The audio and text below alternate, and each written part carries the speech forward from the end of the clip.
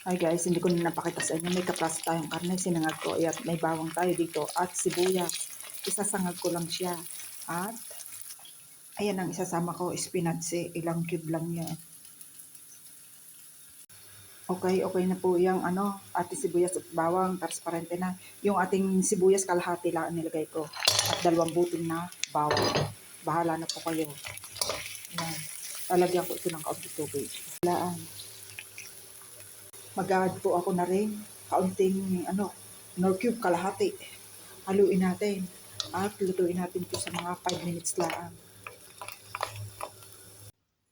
Hi guys, ito yung ating nilutong spinach. Nilagay ko siya sa repart ng madaling lumamig. May ricotta ako dito, 250 gram, 3 itlog, formaggio grana. Sa ating spinach. Ayan.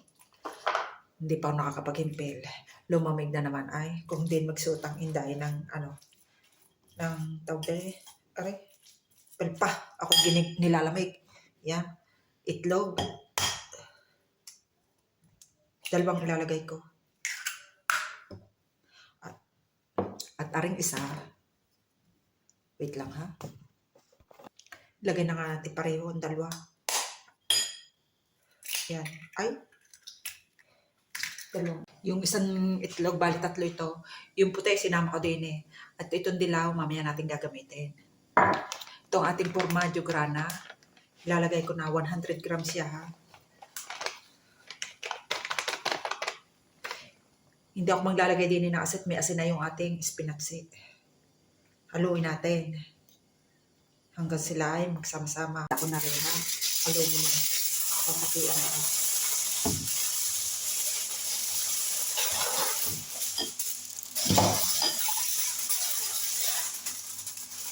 Dadalwahin ko. Pati kabila. Ay guys, yan nilagyan ko ng aluminum. Kasi yung aking oven, maliit lang yun. Masusunog tong papel.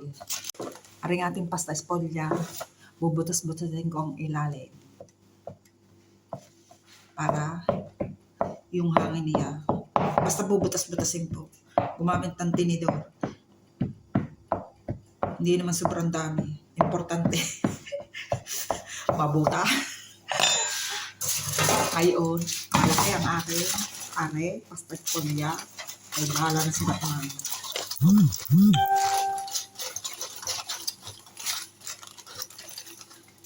Maglinis ng kamay ha. Dahan-dahan. Ang ginawa ko, dahan-dahan. Tapos, ito ilalagay ko.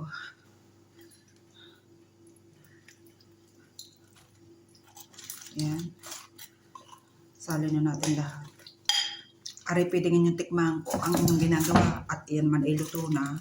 Tikman ninyo kung tama sa inyo ang lasa ng asin. Magilid, malapad, sayang. Ay ngayon, ilalagay ko siya. Ay dumikit. Gaganyanin ko siya. Kasi sayang din naman kung itatapon ko. Minsan, ang ginagawa ko, ginugupit ko. Sayang naman yung harina. Yung ating pasta espolya. Bahala na po kayo magtupi. Walang papel, kartal, porno. Gugupitin ko. Kung ang oven ay malaki, pwedeng yung ating gagawin torta. Walang brass, kutsarita. Palagay ng itlog. Aray, kaya naglalagay naman tayo ng itlog para naman maganda ang kulay. Pwede kung walang itlog, huwag nang lagyan. Kaya lang, siyempre, iba rin na may ganito.